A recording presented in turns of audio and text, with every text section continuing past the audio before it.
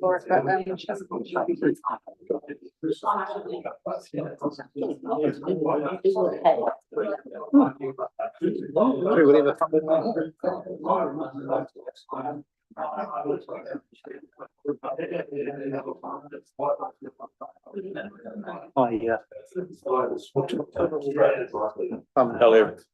Hello, everybody. We'll call the meeting to order.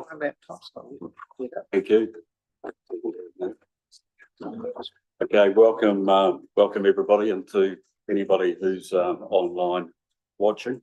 We might go around the table and so everybody has a chance to introduce each other. Particularly welcome to representatives from CIA, Paul and Dave Forster. Thank you very much for coming. So we'll quickly go around the table, I think starting with Councillor Curnow.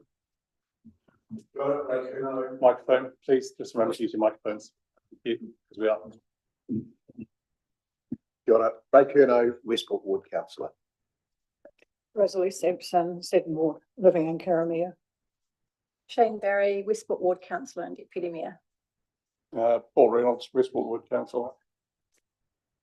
Bill Rutherford, Westport Ward Councillor and a resident of Westport, just across the road from these buildings. Chris Russell, Mayor. Simon, good to see you. Dave Hawes, I'm a representative from Noah Hall Ward. Tony O'Keefe, Seddon Ward Councillor.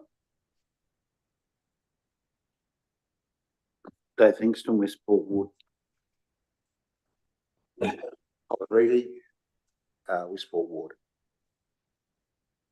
Kia ora koutou, Paul Barker, I'm a Partnership Director in Department of Internal Affairs. Kia ora, I'm Dave Foster, Department of Internal Affairs on the Water Services. Right. Thanks, Dave. We'll just go to the staff to the back table now.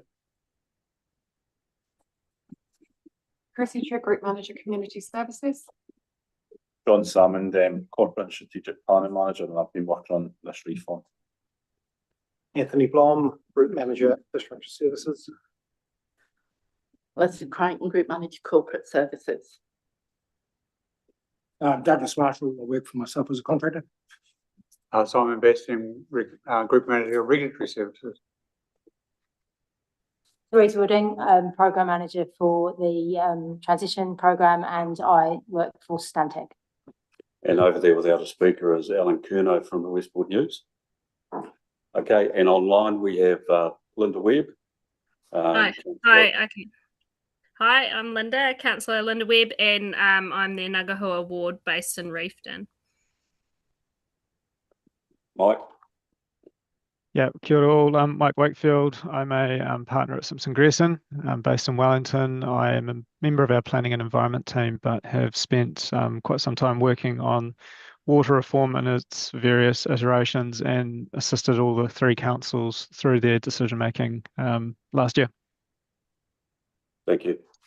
Kia ora, I'm Zelda. I'm from Simpson Grierson in our banking and finance team, and I've been assisting Mike and his team with the financial side of the local water done well aspects.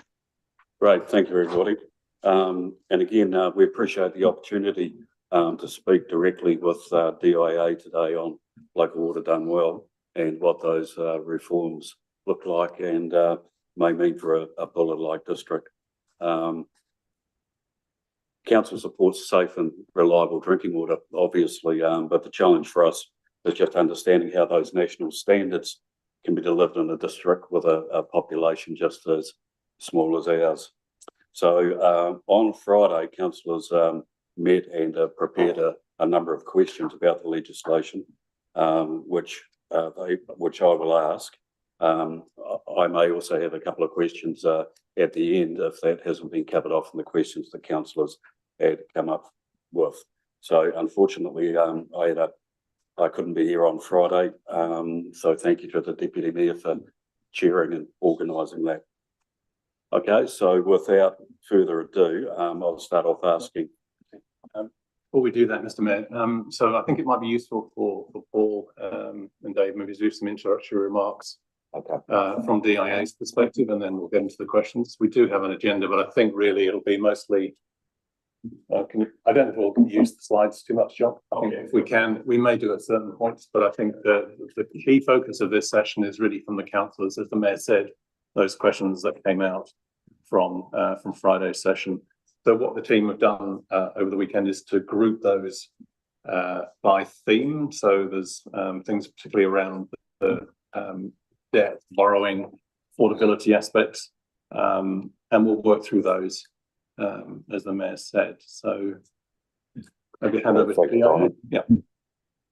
Okay.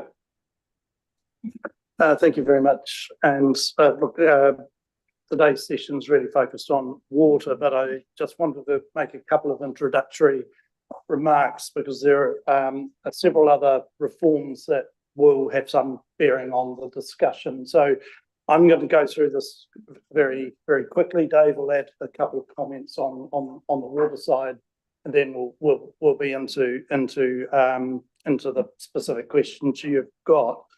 The first area just on local water done well. So you'll be aware that it was a requirement for all councils to submit plans on the 3rd of September, and all of those plans have been assessed by the Department of Internal Affairs, and the Secretary of Internal Affairs has either accepted or approved the plans.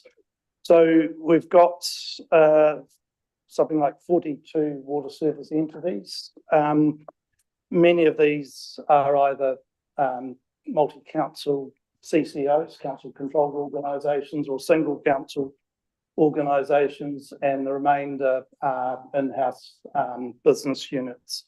We'll come to this a bit later, but it's worth noting that ranges from some very large councils like Christchurch City to some quite comparatively small ones.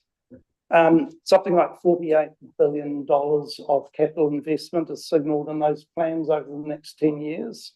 And that's quite a significant ramp up, indicating that in terms of water infrastructure investment, there is going to be a lot happening over the next decade. From the department's point of view, we're very focused on implementation of the approved water service plans, and the first of the monitoring reports in terms of progress updates is due with the department in April. So the expectation, just putting it out there quite directly, is that the plans are to be implemented. That's a legal requirement. They've been through quite an extensive assessment process. If you haven't seen it, it's well worth going into the water service delivery plan assessment. There's 42 pages of assessment done, which goes through quite a number of aspects, some of which are in your questions. The only exceptions to this are where there are, very significant mitigating circumstances, like a natural disaster that constitute exceptional circumstances, and that would require ministerial approval. So, as well as the monitoring by DIA, the Water Services Authority also has its own role, and increasingly the Commerce Commission. So there's both economic and environmental regulation. So the water service plans are going to be subject to both those regimes, which have already commenced. That's just water. I just wanted to touch upon the other things very, very quickly. So you'd be aware the government put out a consultation document on a set of proposals for simplifying local government. So at its core, it was a two-step process. One is the abolition of regional councillors, so removing the regional council governance layer and replacing it with a board of the Combined Territories Board of District and City Mayors. Those boards, if established, are to have 2 years to develop regional reorganisation plans. Now, the consultation on that finished at the end of February, and Cabinet is to consider shortly its response to that. The relevance, I think, particularly to the water issues, is that regional reorganisation plans are to consider things like efficient and effective arrangements for council functions and services. And that includes things like shared services, joint CCOs, structural functional amalgamation. So the relevance, I think, particularly is that in the water space, this is effectively what has already been done through the water service plans. Now, the regional reorganisation plans may vary in terms of the councils that are involved, but within the regions, but that aspect of efficient and effective service delivery is certainly one of the key things behind the water service delivery plans, particularly with their focus on financial sustainability. Third thing is there's two bills currently before the House replacing the current Resource Management Act, a planning bill and a natural environment bill. The government intends to pass these pieces of legislation before the election. That will set the clock ticking on the preparation of regional spatial plans, which has got 15 months to be completed, and then followed by natural environment and land use plans. And again, there'll be elements of the water service plans that feed into both those. The fourth thing is city regional deals. So you'll be aware the government put out expressions of interest. 3 groupings are being worked with where there's memorandums of understanding. So there's Auckland, Western Bay of Plenty, and then Queenstown, Central Otago. So the government has yet to sort of announce deals there, but the intention is to have 3 in place before the election, and then further announcements. But a critical element from the government point of view is the level of collaboration within regions.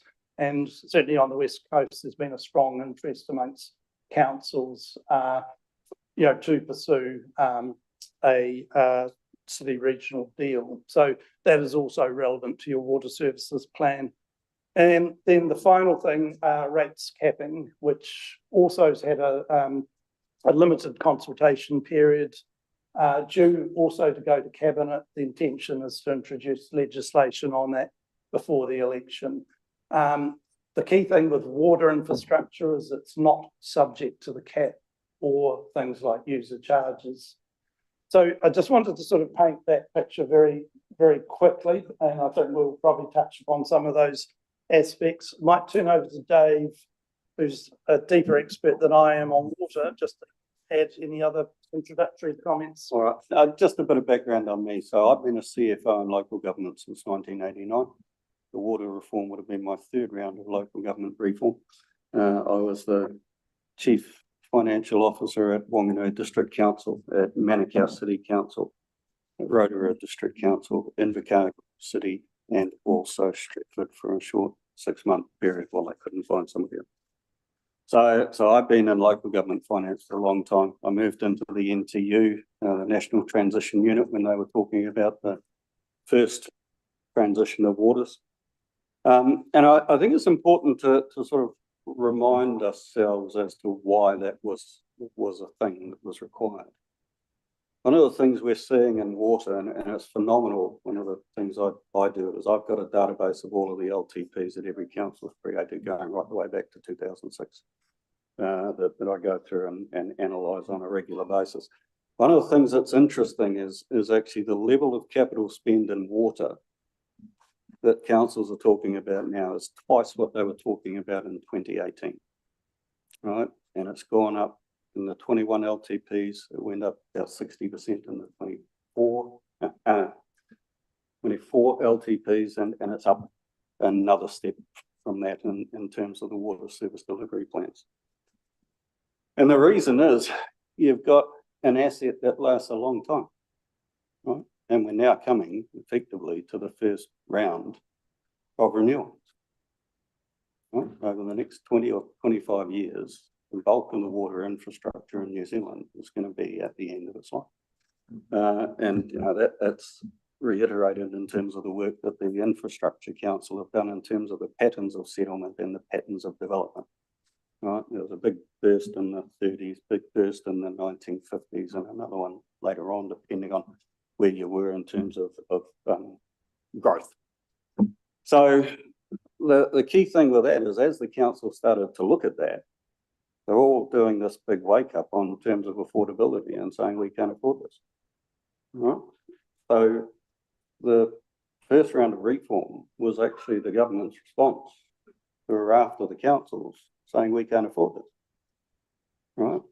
So it's important, and where the big element of infrastructure occurring is important, is when it happens, you're going to have to get the staff to be able to manage it and deliver it.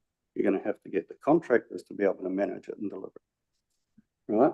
And what we've seen actually since 24, I mean, there was a big burst when the government was throwing money into capital. There was also a massive lift in terms of the inflation that occurred in Three Waters over that time. So you've got an issue when that starts to push, you've got to get the resource. And that's going to be difficult, because when you're looking to get the resource, the contractors are likewise looking to get the resource, and the consultants are looking to get the resource, and they will pay more than you. Right? Because they'll respond to the market. Local government will typically respond a year after the market. Right? And I can give you evidence of this. When I was in Invercargill, I looked after the building services area. We could not get building consent people for love nor money. Right? We went with 20% over the market, couldn't get them interested. And that's because there was a building boom and everybody else was paying more than we were paying. So you've got that going on in the mix. And actually since 24, we've actually seen the capital spend. We're just about to verify this through the 25 LTPs, but annual reports, but anecdotally it's true from the ones we've looked at.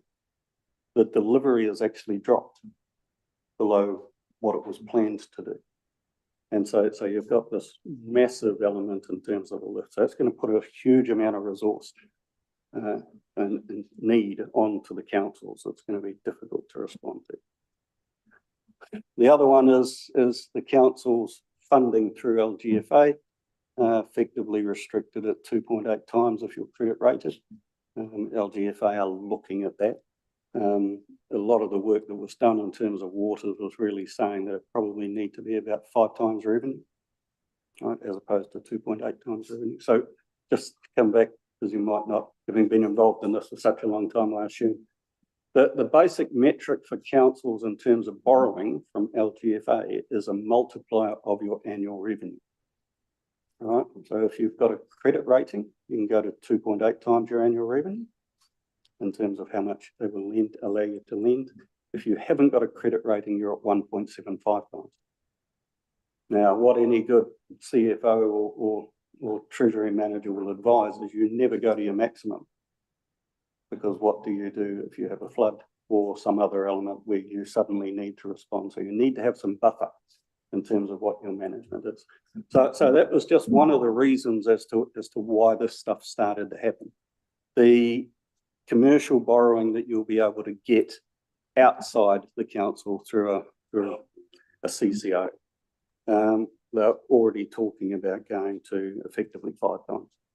So if you take 5 times, you take a buffer out of that, you'd go up probably 50. So 4.5 times your revenue. Now that actually means if you work on the basis that the work that needs to be done, you've got 2 sources of revenue, fees or debt. Right? If you limit the debt, then the revenue has to rise, or else you're going to run a much, much higher risk of service failure. Right? That's why I say, assuming that the work needs to be done, then it needs to be funded. So the whole element of going into a CCO around the country is actually that you're going to get much better debt management on a far more commercial basis. That means you don't have to recover as much of the capital cost from operating revenue. I'll leave it there. Thank you. Thanks, Dave. Thanks, Paul. I appreciate that. So what we'll do, we'll move on to the questions that the councillors have been asking. and Simon's team have grouped together for us, which is very helpful. Thank you. So the first question, I'll say who's asked the question where I can. I'll just ask Simon a question. Okay, thanks. Right here. Okay, so the first question, what happens if BDC decide to pull out tomorrow of the West Coast CCO? Can we just ask a question of clarification in terms of sort of understanding what's behind the question? Is that because you're aware of a better option? Who asked the question? Phil? Yeah, thanks, Mayor. Look, I think we collectively asked the question. You know, it's very much on our minds, the affordability of this. We're a new council, but I accept that, you know, there was an agreed water plan in September last year. But this council has come into it with new eyes, if you like. Some of the basis for our water plan, some of the numbers, I won't speak to them myself now, but some of them are clearly not accurate under our understanding. As an example, the number of people serviced by the water plan, that information is not accurate. Some of the information about our income per household and all those things is also not accurate. So we have this current council has a real concern about affordability. And I guess underlying that is we were asking amongst ourselves, is there an opportunity to revisit? In other words, get those numbers brought up to accurate, known that what we fully understand. We also know that some of the stuff in the original water plan was based on some high cost models for some of our country water supplies, and we know that Te Mata Arawhai have already recognised that there are some other potential solutions for those ones. So I guess what we're asking is there an opportunity for us to withdraw, take a breath, have another look at the whole thing, given also that we know what you've described to us about the potential for the local government reorganisation, and that clearly could also have some impact on the whole picture, etc. So, yeah, we're asking if we decided on that model, what would be the outcome? And we'd only be doing it on the basis that we wanted to revisit. We're never saying we're not going to do it. We refuse flatly to, you know, take part in some type of obviously required program, but we want to know what opportunities there are for us to revisit. Thank you. Yeah. I will leave. And I won't go too much. Some Grierson. In decision making, you've got certain elements you have to follow through the Local Government Act in terms of your decision making. So if you were to do that, you'd have to record that it's actually a decision which is counter to your current policies and what you're going to go through to do that. You would have to file a new water service delivery plan. We would analyse the water service delivery plan, and I guess without putting too hard a point on it, you would get quite a bit of pushback from us.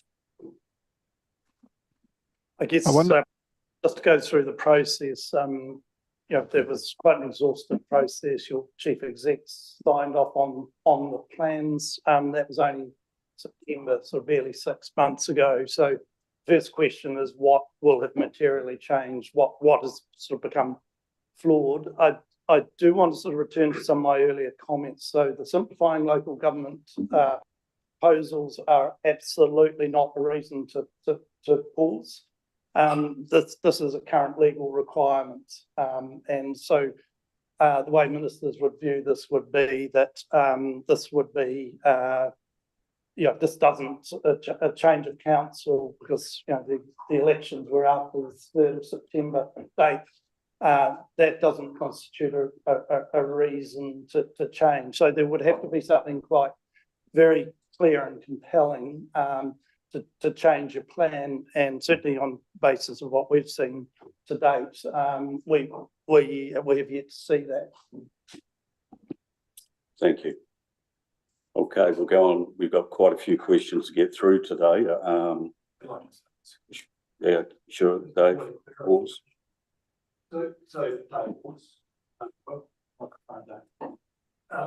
Yeah, Dave Wilson. Look, if one of those figures, if the service population figure was more than 20% wrong, so in other words, for Bulla, the number of people that we're talking about being serviced by this is more than 20% in arrears, overcooked, would that not be a compelling reason? Just to expand the question.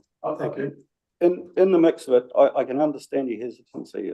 I've spent a lot of years doing a lot of financial modelling, and what I'd suggest in the mix of it is about 4 or 5 moving parts that are significant, right? That sort of number is a number that's producing effectively a side issue, which is a calculation on affordability. And I say it's a side issue because if we come back to the element that your asset management is reasonable, and that is the work you need to do for the service network you have, then that's still the work you need to do. If you've got the number wrong in terms of how many people are serviced, it doesn't change the fundamentals of your asset management plan as to how much pipe you've got in the ground, how many treatment plants you've got in the ground, on the ground, that you need to go through and manage. Right. Now, it's important to understand because that does have a calculation, but it is effectively, if that was a sort of thing that was a side calculation for us to gain more data, as opposed to being fundamental to your water service delivery plan. So I'd expand that then, hearing that you say that affordability is a side issue, because basically we're all sitting around this table today because affordability is our main issue that we're facing. And we're really concerned that the bottom 20% of the service population won't be able to afford to pay these bills.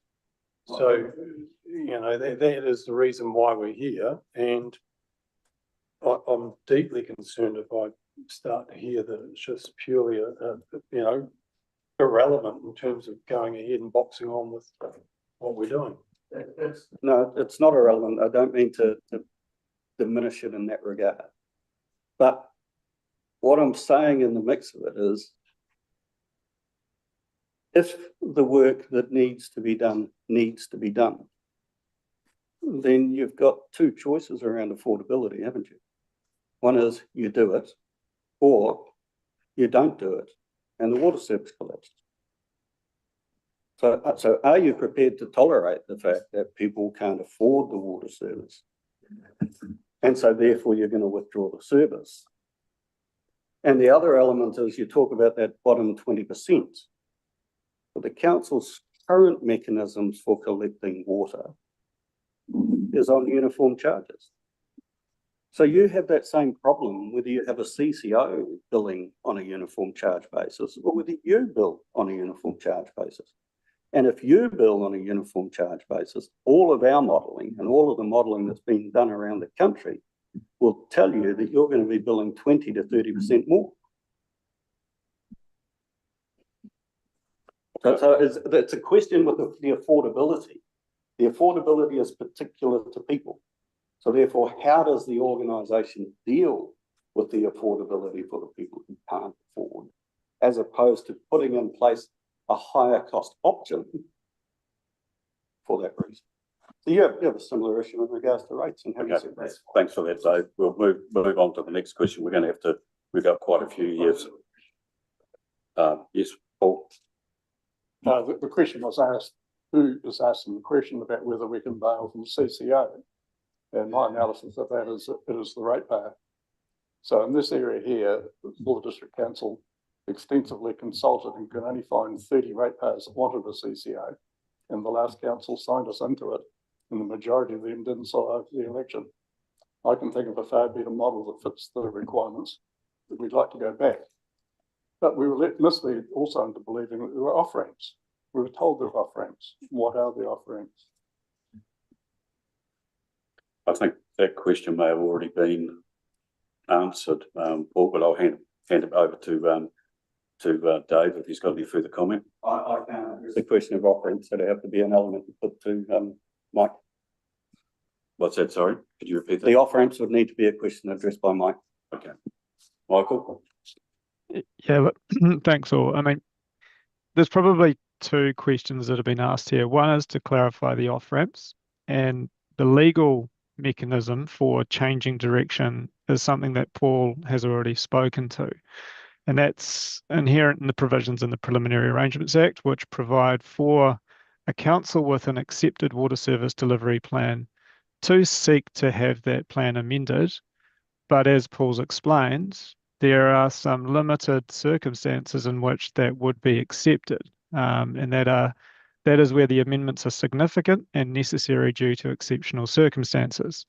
And so Paul and we weren't the drafters of this legislation. We can only comment on what it might mean.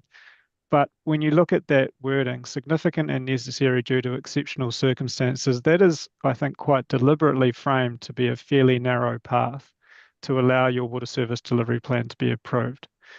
But if you were to go through a decision-making exercise, and Dave's already mentioned the fact that you would need to do that in order to reverse the decision you've made, you would need to take into account all of the considerations that you took into account first time round to then reach a different decision on your delivery model. You would then need to submit an updated water service delivery plan to DIA for approval, with no guarantee that DIA would let you change direction. One of the difficulties I think that Paul mentioned, if you were to go through this amendment exercise, would be that a new certification would have to be given by your chief executive that endorses the different plan from what has already been signed off. And without being close enough to all of the modelling that needs to be worked through, there could be some challenges with that versus, because the natural comparison will be with the regional model that you've already got in an approved form. So that's the process step. The second aspect of the off-ramp is that this council, pre the last election, entered into a heads of agreement or a commitment agreement with the other two TA councils on the West Coast. That provides for a notice period before you no longer take part. So you would also need to go through that exercise with the other two TAs on the coast before being in a position to go forward with the amendment. One thing which Paul didn't comment on specifically was that we've been talking about an amendment to the Water Service Delivery Plan under the Preliminary Arrangements Act, which was the second piece of legislation enacted by the coalition government. There is a third piece of legislation called the Local Government Water Services Act, which could also be potentially engaged, and that would be engaged in the context where you'd need to consult on the updated or newer delivery model that you are now wanting to progress. And so there's mandatory consultation required there as well, to be in a position to then make the decision to go with whatever the other option looks like. So I thought I'd just set that out because that's the legal pathway. There's also the contractual heads of agreement aspect where you'd need to put your other councils on notice and then work through that discussion with them. But the third thing is that there would be some consultation required before you're in a position to change trajectory. And on that consultation point, the final comment made was along the lines of the community input into decision making. This came up and down the country through the Water Service Delivery Plan exercise, where it was being portrayed as though this has to be a community decision and that is the only determinant for decision making by councils. These issues are not, this is not the first time this conversation's come up. It's time and again on significant proposals. But the issue we've got here is that the community feedback you receive from consultation is only one input into decision making. It's not the only consideration that this council has to take into account. And so that is why the criteria that were used to review the Water Service Delivery Plan sought for the councils to explain what consultation was undertaken, what the feedback of that was, but also captured all sorts of other matters, including the financial sustainability metric, all sorts of other issues that had to then be borne in mind by DIA when they were reviewing these plans. So consultation, the point I'm trying to make there, it's one input, it's an important one, I accept that, but it's not going to be the sole input that will cause a particular delivery model to be preferred. I'm just going to park there. Happy to answer any other questions on that front as well. But in terms of the issues that were the subject of consideration by DIA, well, Paul and Dave were closest to that exercise, and they might have something else to comment as well. Thanks, Mike. Okay, so some of these questions might overlap, giving you the answers that we're hearing, but I'll go through them anyway. The next question, the scope for shared services, why do we need such an amount of governance structures? That was a question. Shall I lead off on this one, Paul? I'm probably closest to the establishment work that is going on across the country.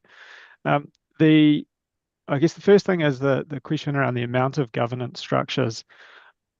I think the situation that three councils you're involved with is in at the moment, that the establishment exercise necessarily involves some governance structure to be able to support the creation of the new company, the appointment of the board, and then the operationalisation of the water organisation, which for your councils at the moment will be from 1 July 27.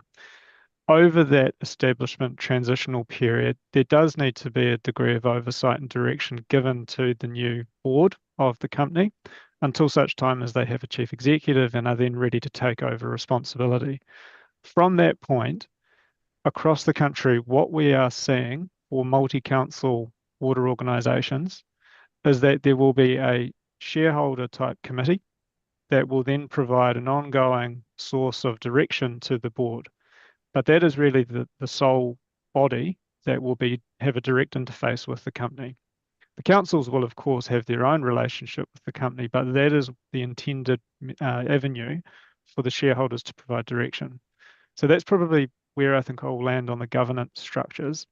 The question around shared services and whether or not it's unworkable or sustainable, I think what we're seeing is that shared services are going to be a practical reality, at least for an initial period, until the new companies, the new water organisations are in a position to stand on their own 2 feet operationally. But the extent to which shared services might be a more enduring reality is going to be very fact and circumstance specific. So one example that we are working with at the moment is where councils retain certain land, and there's certain types of land which they will have to, for example, reserve land where there might be water infrastructure. And in that situation, there will need to be another agreement entered into between the water organisation and the council as the landowner to provide the company with the ability to access land, but also deal with any maintenance and repair type obligations that will need to necessarily be dealt with. Now, that's generally going to be dealt with through some form of service level agreement between the water organisation and the council. But that's probably the more acute. There are also a whole raft of other things which the councils currently do now, which the water organisation might not ever want to take on. I mean, one of the more flippant examples I've seen so far is who's responsible for removing graffiti off the side of water treatment asset buildings. Now, that's the sort of thing that the water organisation might want to take over eventually, but perhaps not for day one, if we're being realistic about what can be transferred. Hopefully that was helpful. Great, thanks for that, Mike. Okay, the next question was a question from Phil. If we absolutely, as a council, reject joining the CCO and a commissioner coming in, what will the commissioner's role be?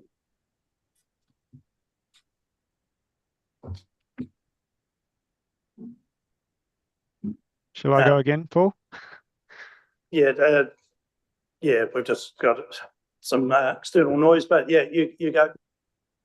Yeah, I think the question there was about if the council says no, what happens? This is going back to that second piece of legislation I spoke to, where there are ministerial powers available in relation to water service delivery plans. Now, those powers were geared to help or work with councils in the lead up to making the decision, but they're also available to the minister if there has been a failure to implement a water services delivery plan. And so that requirement to give effect to the water service delivery plan sits in this legislation. If there's no or a failure to implement it, then of course there are these intervention powers. So there's two options there. There's a Crown facilitator, and the Crown facilitator will have the role of assisting and advising the TA, your council or the group, to implement. The other option is the appointment of a Crown water specialist, water services specialist, I should say, which has a stronger set of powers. They will be in a position to be able to direct your council to do certain things to implement your water service delivery plan. So it's not necessarily a commissioner. A commissioner is a power of intervention in the Local Government Act. There are more specific roles that can be appointed by the minister in your case. Thanks, Mike. And I'd sort of just like to add as well that as in the section 10 powers of the Local Government Act, which are the intervention powers, I mean, the Crown's position is normally there's a very high threshold has to be reached before these are used. So they've only been used once with a facilitator at Waitaki.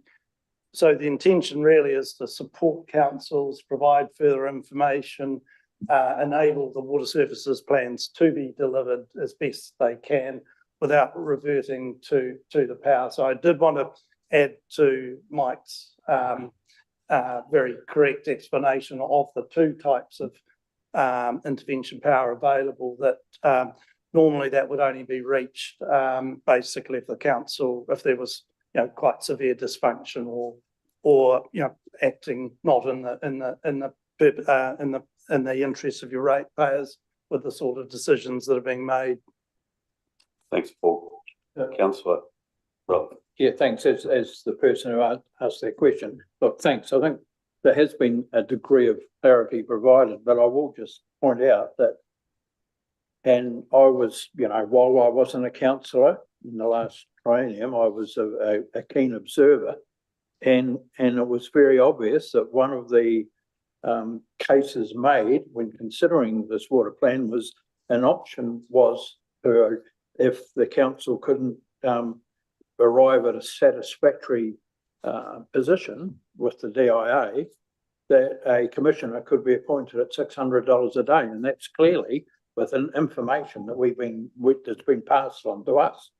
And that was the basis of my question. If we still, after hearing everything we have, still said, well, we don't want to do it, how we were led to believe that a commissioner could be appointed at $1,600 a day, and I wanted to know the implications of that. But I'm hearing from you that that's unlikely to be the case.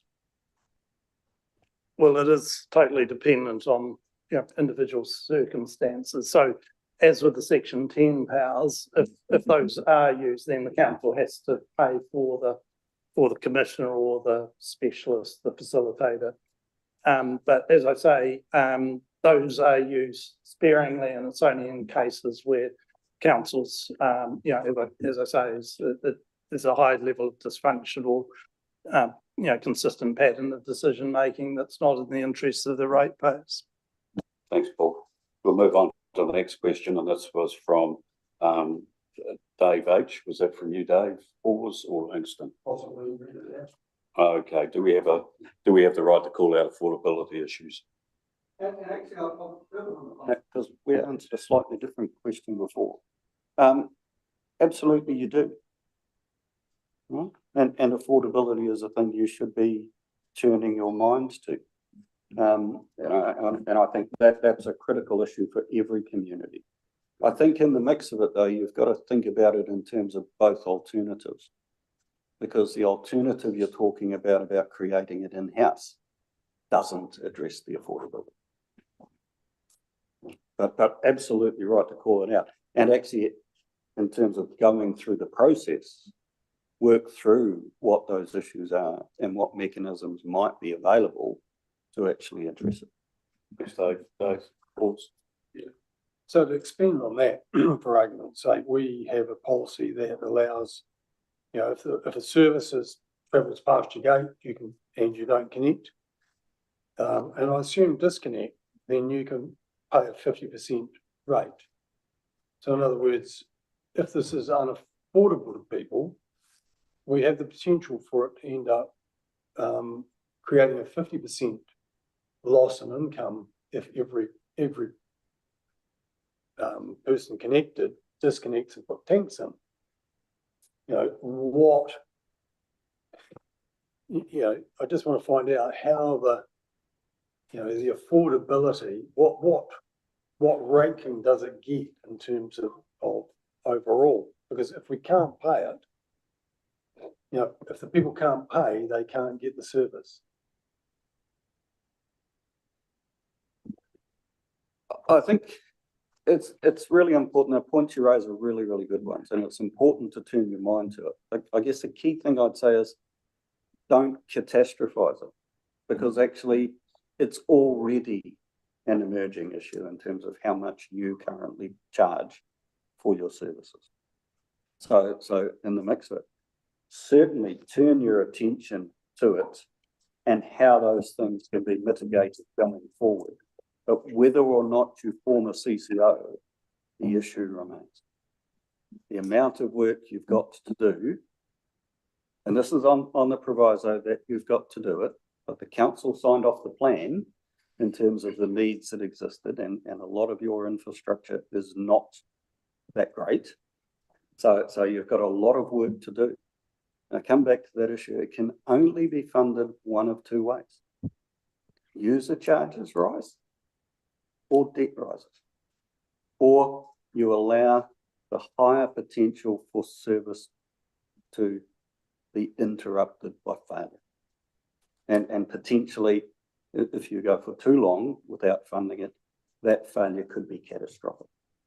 That may be a while before it emerges, but assuming that the work has been identified and it needs to be done, you've got two ways of funding it: fees and debt. If you go with a water CCO, the water CCO can raise 2.5 times the amount of debt that the council can raise, because of the restrictions that sit with the council in terms of it. Then, of course, for the council to get up to 2.8 times debt from 175, you're going to have to get a credit rating. That's going to cost you. Last time I did a credit rating, I think it's 50 grand a year, not just for the credit rating.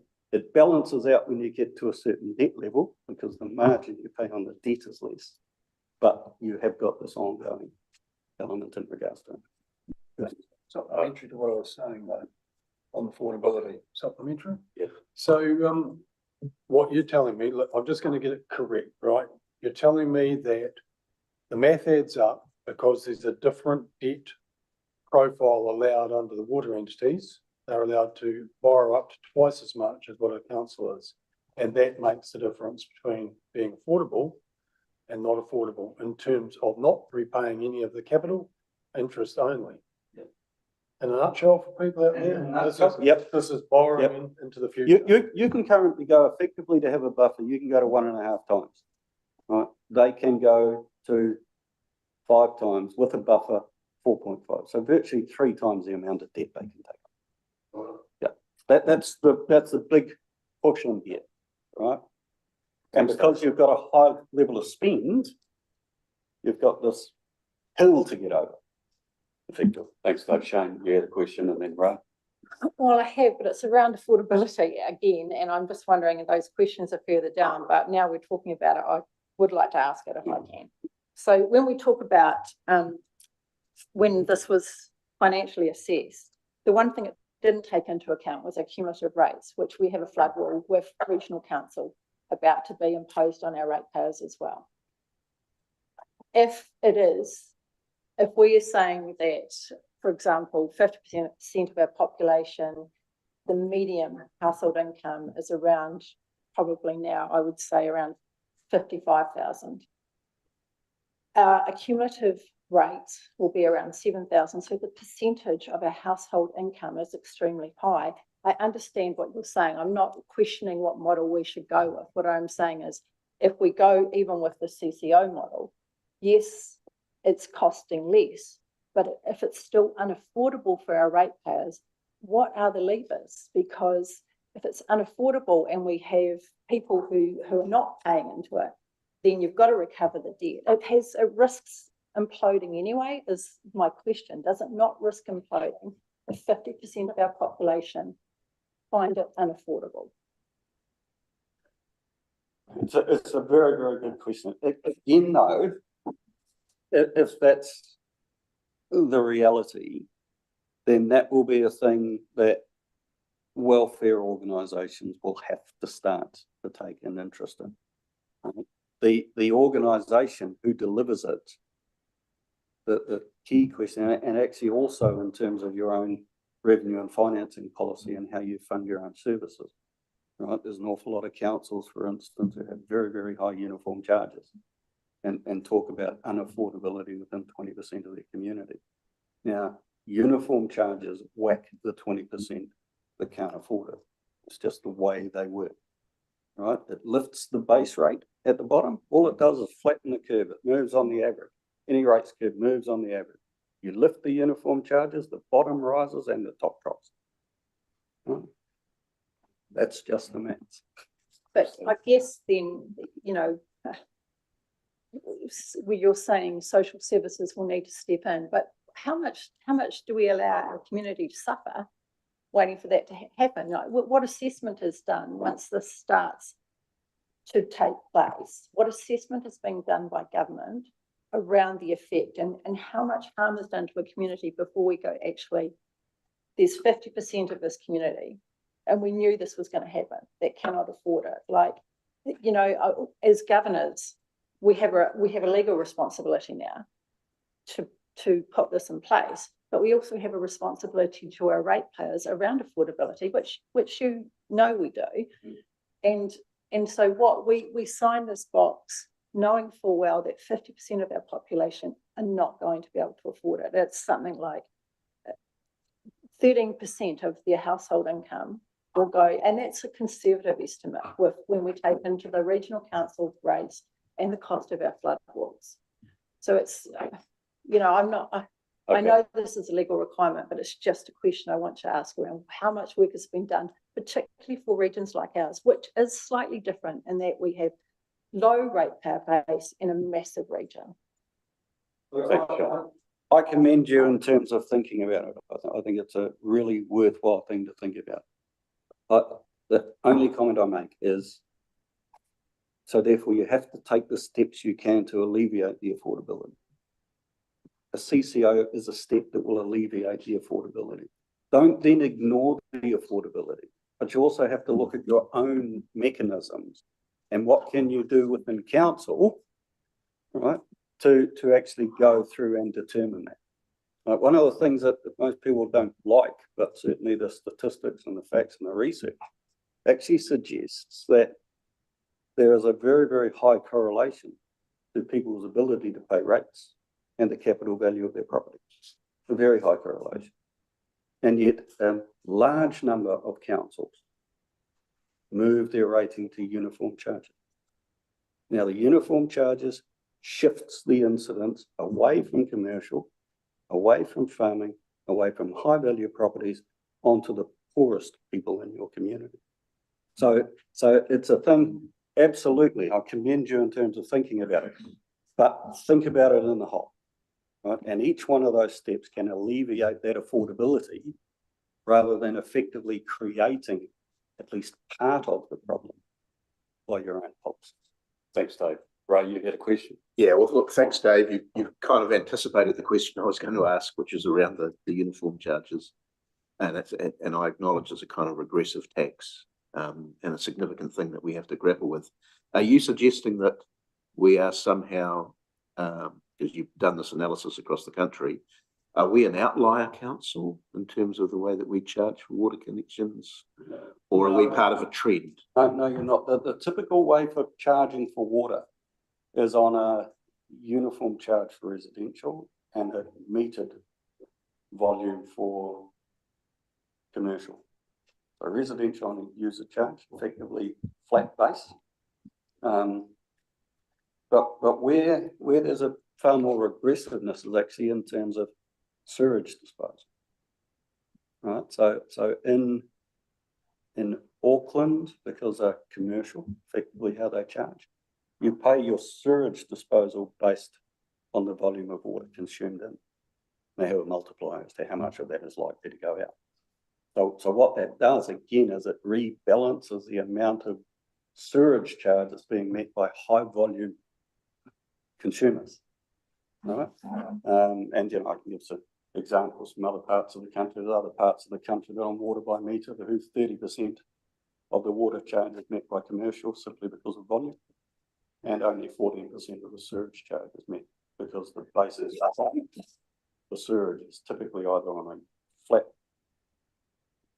rate, either on a rating unit or super, or on the number of toilet pads. But every residence is deemed to only have one toilet pad. Right? So it only picks up slightly more from commercial. But if you've got a wet industry, right, they're only paying the basis of the toilet pads, not based on the amount of water that they're putting into the system. Thanks, Dave. Okay, we'll move on to the next question. That was from you, Colin. Colin Reedy. When is government in a position to decide what BDC ratepayers want? You might just have to explain that one a little bit, Colin. Read that out again. Yes. When is government in a position to decide what BDC ratepayers want?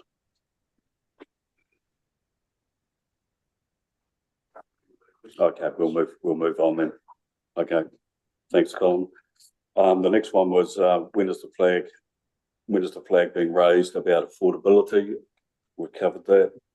How does DIA process the fact that the last 3 elected members who represented the group are now not part of the table? I think we've covered that. The next one was given local government reorganisation, if we end up with one council on the coast, would there be a requirement for a CCO? Given it is one council, or would they let the combined deliver in-house? That was your question, Phil. Yeah, well, I think I don't have to expand on it. I think you understand the question that I'm posing.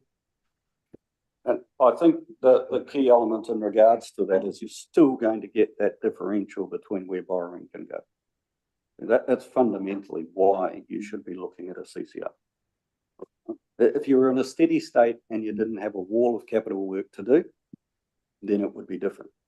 But you've got a wall of capital work to do. The country's got a wall of capital work to do. Last time we saw a lift in the volume of work, like what we're talking, right? Inflation for water service. In the 3 years, inflation for water services between 2020 post-COVID and 23 was 20%. Actually, it was 30%. It was 20% for everything else. Waters was at 30% because of the lift. And when we start to get that lift, when everybody's competing against everybody else and you've only got a certain size contract pool, the only thing that happens is price rise. So now that's one of the critical elements in terms of that cooperation. But even with that, if you're united, then you would still be wise to form a CCO. It would change the governance elements because at that point you'd be a single council CCO as opposed to a multi-council CCO. So some of the agreement elements would not be quite so difficult, but you would still be wise to have a CCO. And can I reiterate the simplifying local government provisions aren't a sort of a cup of tea moment for water reform. That's your current legal requirements. So government fully expects those plans to be implemented. And you know, as I mentioned in my quick recap of the simplifying local government proposals, there is a lot of detail still to be finalised. Cabinet's yet to take decisions. Legislations to be introduced before the election, and the intentions to pass it after the election. That's still quite a significant passage of time. So just want to be really clear, Minister's expectation is the water services plans, which are a current legal requirement, will continue to be implemented. Thanks a lot, Dave. Forrest, did you have a question? Well, I just wanted to clarify around what we answered there in terms of inflation, because you're indicating that because of the amount of work that's being, correct me if I'm wrong, getting you wrong, because I'm looking for clarity, but you're indicating that there was a similar time post-COVID that created an inflationary pressure well above 20%. And you're now indicating that this is another major capital spend that's going to have a very high inflationary pressure because of the lack of resource operating in this space. And I just don't see that those figures have been, that level of inflation has been recognised throughout this water service delivery plan. I think it's very static and just going on, you know, which then raises major concerns for me because it compounds affordability issues again. Because let's face it, we borrowed money to do the work. We have to borrow more money to do the work. Debt servicing costs rise. We're paying the cost of debt servicing, not capital like you pointed out. So we end up with debt servicing climbing from what is indicated within this plan at 4%. It could easily go to, 6%. Is that a reasonable assumption?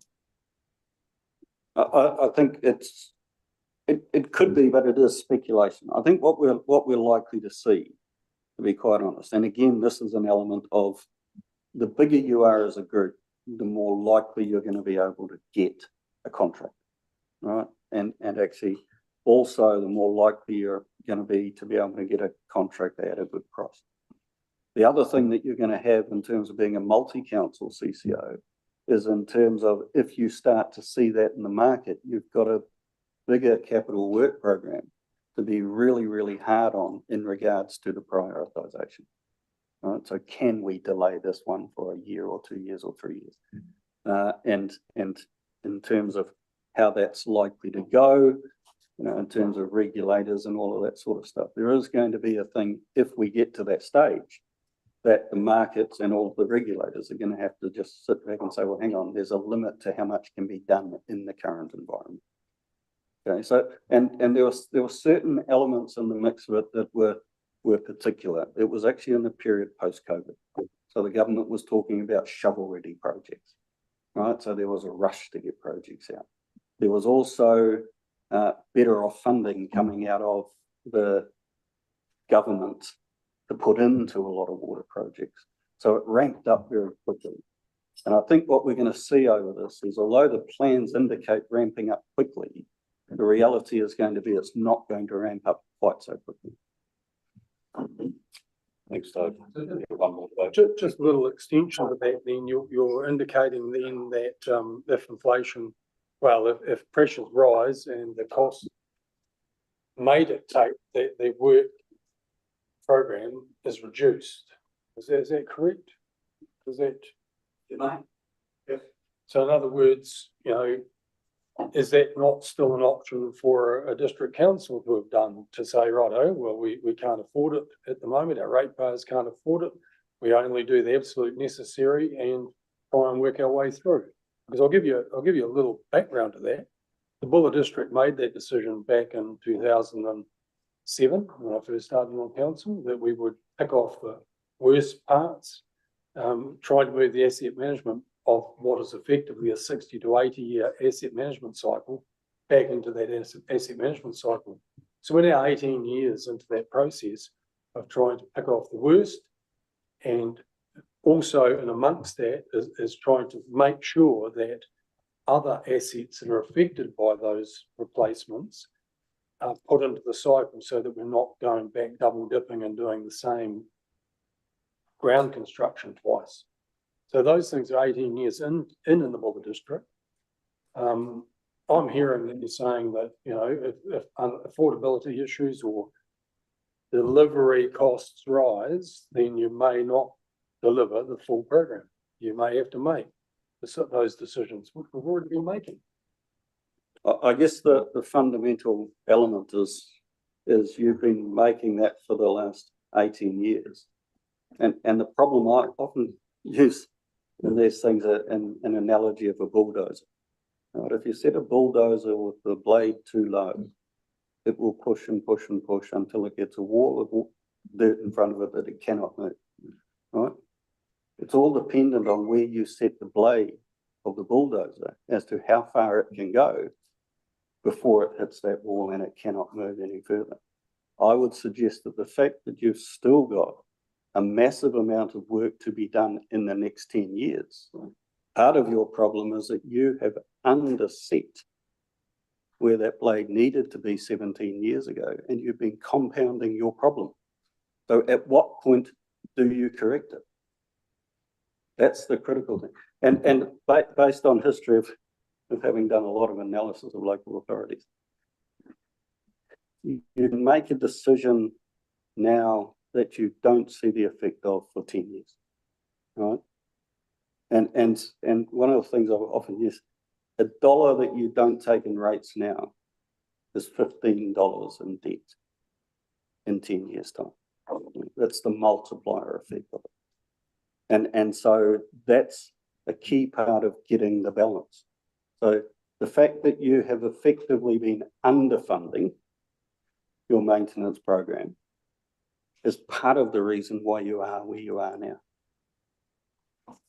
Thanks, Dave. We need to move on to the next one. Shane, you had a question here. What is the government doing around streamlining shared services? I think that's already been answered.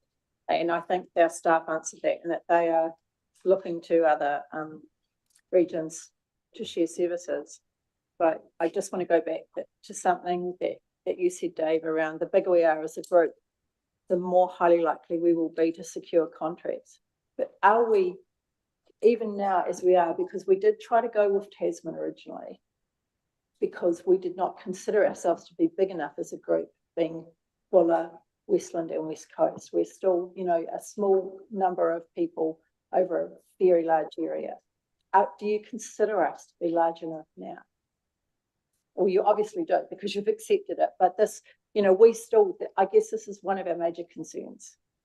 I guess a critical question in terms of large is how large is large enough?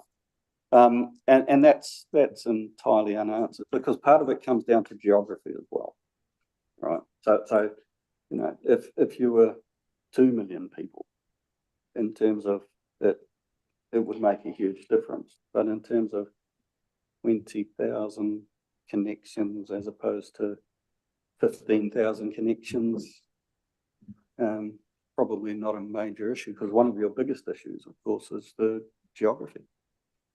Right?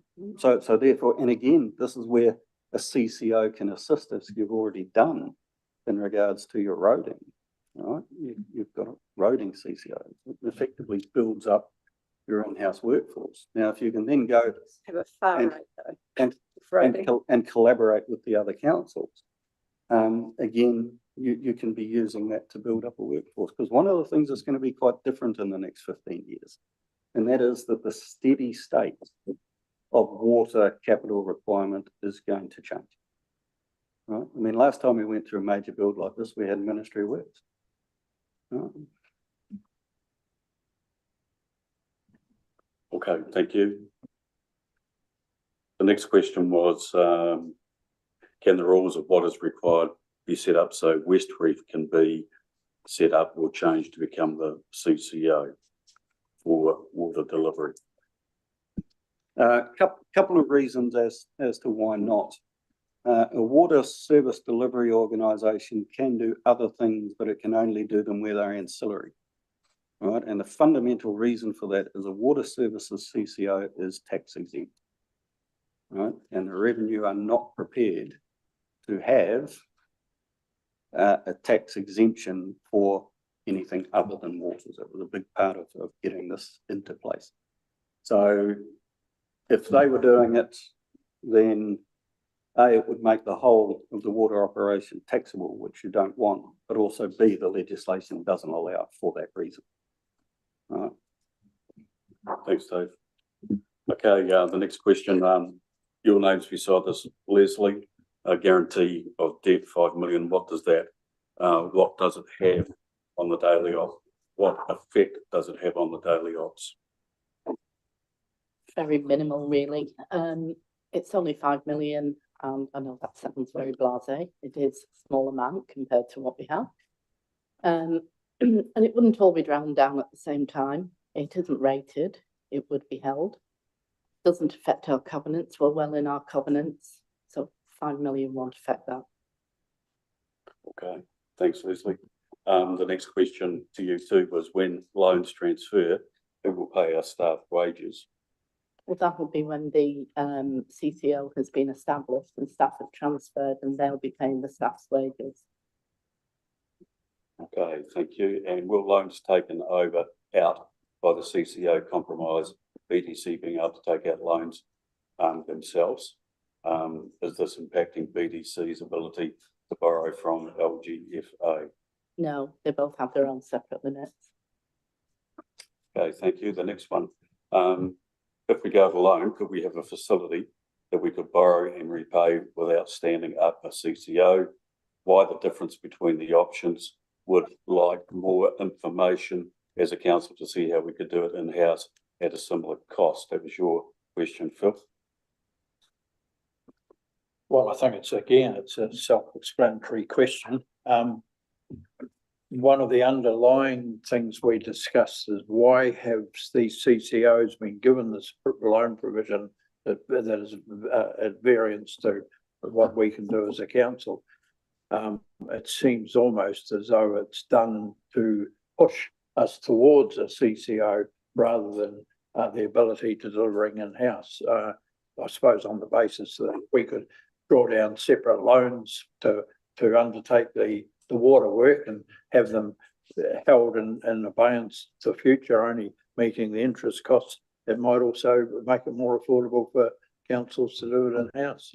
And if I can just add on the next question, I think, sort of carries on. If we choose to run with a standalone model, could changes be made under the water delivery model to borrow to the same extent? Douglas, your name's beside that one. Yeah, I think Dave's touched on that a couple of times during the presentation. I mean, I don't know if there's anything more he could add, but it does come down to the CCO's ability to borrow in a different manner, more in the commercial model. There is that challenge that I know has been noted that debt's not being paid back, like I said, by 2041 when the free cash comes available to do that. The reason the CCOs have been set up like that is to match the length of the asset. And these are sort of can be up 50 to 100-year life assets, match the assets with a longer borrowing curve. So that's predominantly the flexibility that's been done there. Councils, have used more of a traditional debt and principal repayment process. As Dave said a while back too, that the council charge for councils as its income comes from rates, and it's also the debt funding. I mean, the issue about the level of borrowing to me is definitely one that's key. But at the end of the day, it still comes down to the key issue that you're all concerned about, and what the plan said is the affordability of the charges. So you go away and borrow more either as the council, the regional council, or the water company, but still got to be able to afford to pay it, whatever form it comes to, whether that's debt or just the interest component. Great, thanks, Douglas. Okay, the next question, John Salmon, was a question from Tony. The 5 million drawdown, what is it costing BDC now by holding up the process? Thank you, Mayor Chris. So far to date, we've spent the $250,000 fund that we got from the Department of Internal Affairs. On top of that, currently it's $53,663 we've spent so far up to this point. So it's 303,000 total. Thanks, John. Who asked the next one? Dave Hawkins, I think it was you. Are we able to access the same loan advantages as the other options? If not, why not? Covered that. Okay. Phil? Yeah, no, well, yes, we've had some response from Douglas, but we didn't hear from you guys as to why this provision has been given to CCOs, water CCOs, and not extended to council in-house. I think the reason for it is when we look at the issue that needs to be solved, it's a water issue. And so therefore, when we look at the best elements in terms of going through to do that, it is an element that a lot of the sort of logic in behind it is when you have very high risk elements and very elements that are quite different to the rest of your business, you isolate it. you isolate it and you put it into an organizational structure where it's very transparent what's going on and everybody can see it. All right. And one of the things, again, from doing a lot of analysis in LTPs, they're a great document. I was there when they were first implemented, but they're a great document. But I would wager that when you went through your LTP, you looked at it as though it was a 1-year plan. Right? An LTP is not 10 1-year plans, it's 1 10-year plan. And in the mix of it, from the analysis that I've seen, right, there are some real questions about what's going on in councils in regards to long-term plans. Right? Your current debt driver and your current major rates driver is sitting in waters. And you're not prepared to take that out and make it really, really transparent. That's one of the critical elements. You see, over the last, this has been emerging for the last couple of LTPs, right? But you've got one financial strategy for the organisation as a whole. It's been driving, debt in water has been driving where your rates have been going for the last 4 years. Right? It doesn't just happen because of this, but how transparent is it whenever you do the business the way you do it? Can I add just two things to Phil's question? So the LGFA does have a different view towards CCOs, far more along the lines of a regulated utility. Therefore, they're a lot more comfortable with a higher gearing ratio. There's a number of other things like independent directors. So it is run, you know, a lot more like you would see overseas as a regulated utility. The other thing which councillors may know, so excuse me if this is something you already know, but even in-house, there is a requirement to make sure your water finances are ring-fenced. And the reason for that is to keep them quite separate from other forms of council investment and expenditure. So there isn't a sort of a status quo option anyway. But going to your question, there is a higher degree of sort of assurance from the LGFA's point of view with the water CCO model, and hence the higher gearing ratios. And probably not the least of that is effectively ComCom overview that's going to come into play, which you don't have in local government. Thanks a lot. Paul. Just a question on the statement that debt and water is driving our rates. Okay, I'd agree with that. But have you done any investigation, any reviews, any reports that you can share with us that have identified why water infrastructure costs have been rising so massively over the rate of inflation? Well, it's not that they're rising, well, they did rise above the rate of inflation for that period that we talked about. But the issue is the age of the assets. Sorry? The issue is the age of the assets, right? You're now at a stage where you weren't renewing and spending on capital what depreciation was saying it was decaying by. And I'm not saying that was a bad decision, because depreciation is not necessarily a good proxy for what your renewal should be. All right. So, but what it is telling you is that you're going to come to a stage where the renewal is going to start to rise. The compliance cost in terms of the capital work around the water standards and so on rises. And so what's happening at the moment is we're on the cusp of that occurring. Yeah. So it's, the question was, so it's your view that you've identified. But my question was, are there any reports you can share with us where that analysis has been done, where we can read the results of that analysis, the result of that report, where it's been identified why infrastructure has risen so massively in cost? Do they exist or do they not? No, they don't. They don't. Thank you. No, they don't. It's evident from your own LTPs. It's not that the cost, I think it's important, it's not that the cost has risen. It's that you're now at a stage where the cost has to be turned into a funds flow. Right? So the cost was sitting in depreciation, which you didn't have to pay. Right? It was just under the ground. Those assets weren't replaced. Now we're at a stage where they need to be replaced. And as I say, that's not bad management, that's just the logic of it, right? You don't replace an asset until it needs to be replaced. We're now at the stage where they need to be replaced.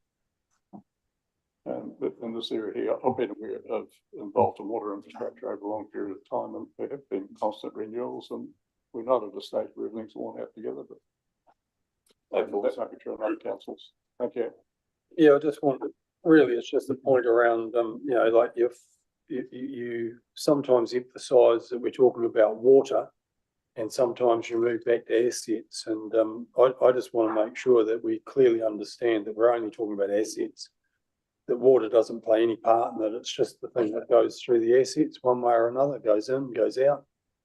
Water is a regional council issue when it comes to quality, quantity, etc., etc. So we're just talking about assets and delivery. I mean, you know, happy with that. Tony, did you have a question? No. Okay, Dave. Thanks. So I understand the legacy that we've inherited here is that literally now water rates will be going up regardless, one way or another. They'll be going up whether we, whatever model we choose going forward, and that's primarily to address the deficiency of investment, prior investment in our water assets and our management of those assets.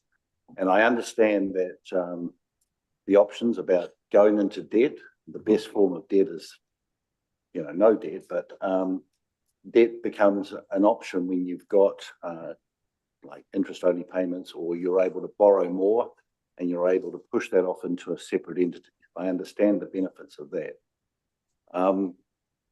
So what my question is to address some of the issues going forward, what assistance can we expect from central government other than that low debt option, that interest or that low interest rate option, and the increased borrowing ability for the water companies? What other provisions have you got that could assist us? And then post the implementation of this CCO or whatever we choose to go with, what option is there for advocacy for our ratepayers? Because literally we'll be taken out of the picture and it'll be somebody else's responsibility to set the rates, charge the rates, and then potentially impose the penalties for non-payment of those rates. Thanks, Dave. Well, I think in regards to advocacy, we've always got that. Plus, when you look at the CCO, you've got council input through the various elements. And you've got the planning documents that need to be done, water services strategy. It's up to you in terms of the constitution to work through council's involvement in that and how that progresses. And I think one of the things you're most likely to find is you've got as much control. It's just you're just doing it a little bit more remotely through levers, right? And from experience of it, because I was at Manukau City when we set up Manukau Water, because you're not in the depths of delivery, you will challenge them far more on the capital delivery.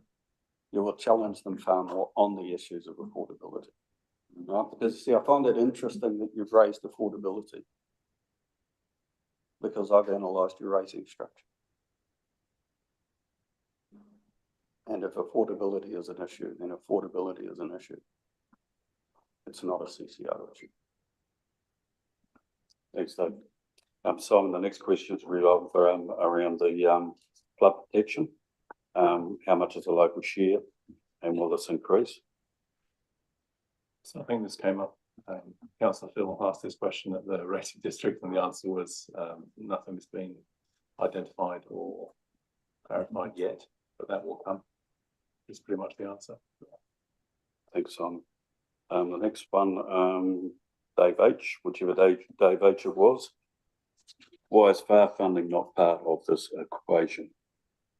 Yeah, that's me. So basically, bringing up the fact that, you know, with roading, and you raised that earlier on, you know, as an example, and, Deputy Mayor Shane then mentioned FAR, which is the financial assistance rating, if you will be aware of, which is set at 75% for Buller District.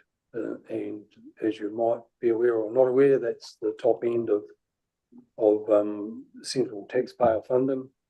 Not all parameters are shared through water or roading. I mean, there's different inputs, but some are. And basically, we're a large driver of tourism. We have a large external, group of people that move through and access these services as well.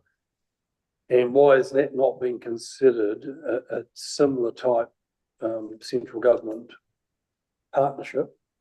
Why is that not being considered as an ability to pay aspect of the three waters? I'd suggest that's outside our pay scale. That's a political question in terms of Parliament to go through and decide.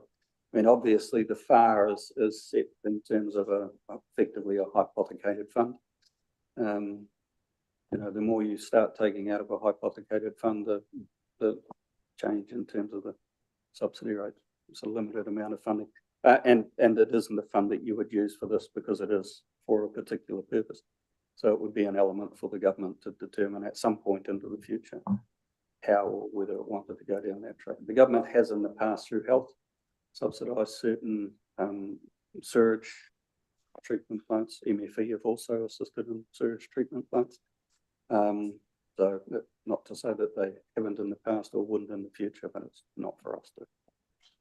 I'd just point out as well that, I mean, this issue has come up sort of right back to Three Waters discussions. Neither the previous government or the current government have been in favour of a grant co-investment or funding scheme. So both have essentially relied on long run debt to fund this infrastructure.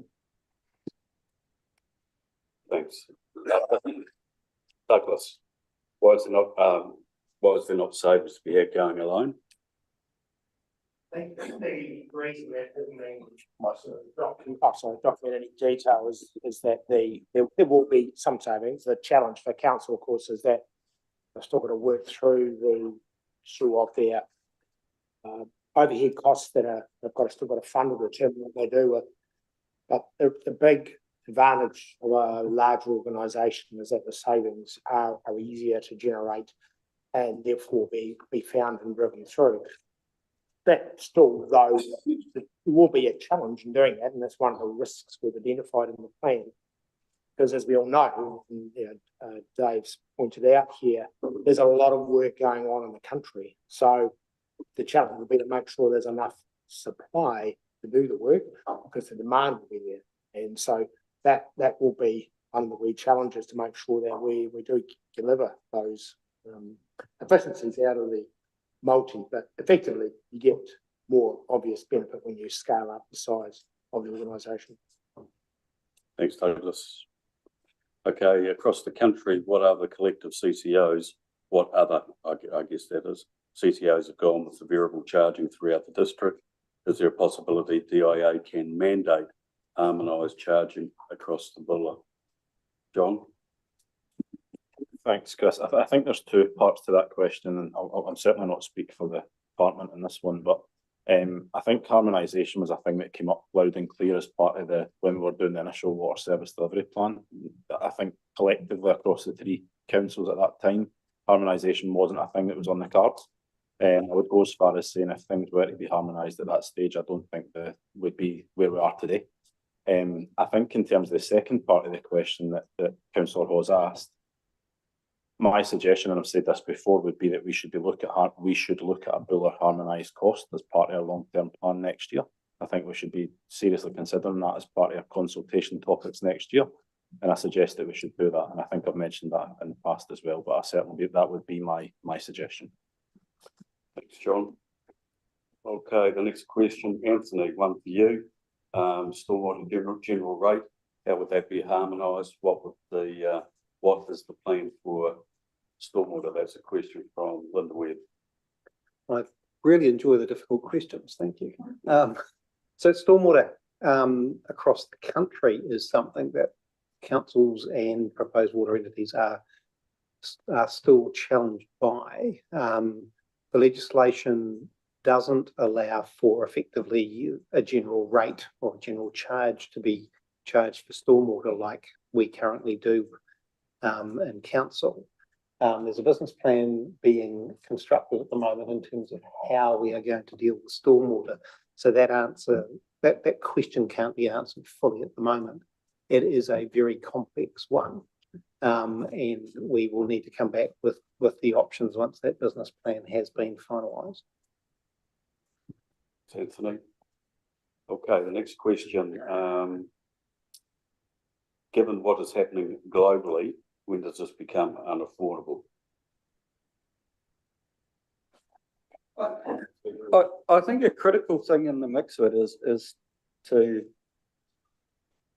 understand that what you're going through now is about a 25-year period of rising debt. Now, what happens whenever you've done that? You're going to go, I can use an analogy, when you buy a brand new car, you don't worry about your annual maintenance cost. Right? You deal with it when you replace the car. It's a similar theory, but it's when you extend it over a long time. So what we are seeing across the country is the level of renewal that's required is huge, and it's going to put stresses on. But once it's done, it's going to taper off. And that's actually why lifting the debt to cover it is a really good idea, right? Because at the moment you're paying 3.5% to 4% for debt. Inflation's running at 3%. So it pays off in terms of where you're at, because into the future, the debt that you raise in 30 years' time, it's going to cost you 65 cents on the dollar in terms of equivalence. So it does start to balance itself off, hence why that debt headroom is critical. Because, I think this is an absolutely critical thing. We're going through a relatively short-term phase, right? But it is going to be about 20 or 30 years. But it is relatively short-term in the long run in terms of communities and infrastructure assets. Next, they've got Shane, and then Tony's got a question. Just got a question about that, but you missed a question that I was going to ask earlier, so I'm going to ask it at the same time. I didn't notice that. So I think what we were talking about when was giving what's happening globally is around what's happening with America and Iran and the risk of price rises skyrocketing with, shipping lanes blocked, and also the effect of that on interest rates. So that's kind of something that I guess it is in the back of all of our minds, that for us, we feel like this is on the verge of being unaffordable now, and then we have this other thing happening outside of our control. But you can't answer that. But the other question before that I wanted to ask you was around affordability. Paul, you mentioned other government proposals currently being considered that will help enhance efficient and effective water delivery. Are there levers that that DIA or government could help us with, that would help us with affordability, like things like mining royalties that are currently being discussed that could be directed back into regions for and could be directed toward water infrastructure? We have a huge fund or a significant fund in Development West Coast that, to be fair for this region, when it was set up, we were decile 9, we're still decile 9. So should we be using those funds in a more appropriate way? And are these things that could be, how do we have these discussions, I guess, with government going forward? Thank you for the questions, and they are very good questions to be asking. But maybe just the mining royalties one, I covered the city regional deals one very, very quickly, but that was one of the proposals that the coast submitted, that mining royalties would be part of a city regional deal for the coast.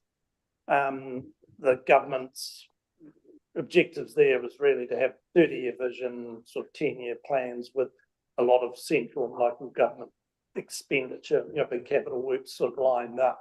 So that was one sort of feature, and that's an ask, and I gather, I think the Minister of Energy and Resources, Honourable Shane Jones, is also sort of, there's been discussions going with him on that aspect. So that is definitely one, to keep alive.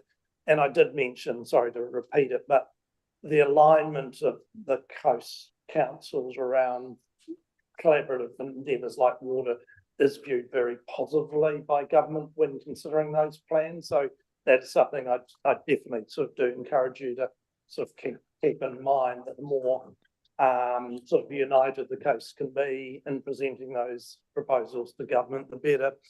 On water infrastructure, the department, Dave might want to add to this, the department is doing some further work. So there's a proposal that's being worked up with the LGFA and the National Infrastructure Funding and Financing around whether there can be more bulk buying of wastewater plants. So we know it's a class of infrastructure, as Dave said, is needing replacements across the country. If every council or CCO goes and buys its own off the spot market, it's going to cost X. Is there a potential of actually getting a queue and a bulk sort of discounted? They've also looked at financing deals. So there is definitely work going on there, and that's all around helping reduce, the big sort of capital costs of that sort of plant. But now they're not the big plants, so they may well be for the size that would fit your district. I think there are a couple of thousand, and they're modular. But that's an example of some work that is going on. So yeah, those are the two things I'd add to your question. And to give you an idea, some of the work that's been done by the Infrastructure Commission suggested in terms of some of these elements, bespoke design is effectively 25% of the project cost. And so if you're going with a standardisation, you can be pulling that cost right back quite significantly. Thanks, Paul. Tony. Hi, thanks. This is just a question to John again. With the water delivery plan underway and the spending is now continuing regionally, could you just please drill down on the direction behind Villa's drawing down the 5 million, and why is this a good thing?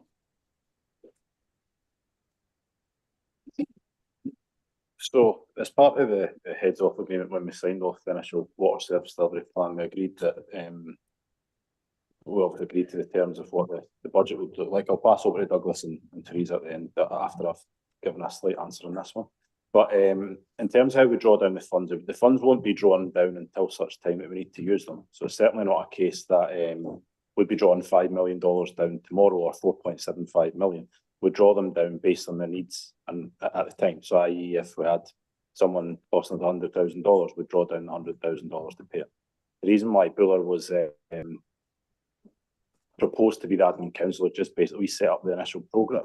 We were the first people to ask when the ex-mayor wrote to the councils across the South Island. We, things like all the technical systems like our SharePoint, etc. We've set all that stuff up. And I think Teresa alluded to the fact that it's just working really well. So it suggested that it would continue that way. But I'm happy if Teresa or Douglas want to add any more to it, but that's certainly why it was set up in a way it was currently. I mean, one thing we don't talk about, which is the standalone unit, which I think that's a nil setup cost. There would be some things that we would have to probably incur to make sure we were setting that up, and compliance. Increased compliance is definitely a big thing. We need to make sure we had funded.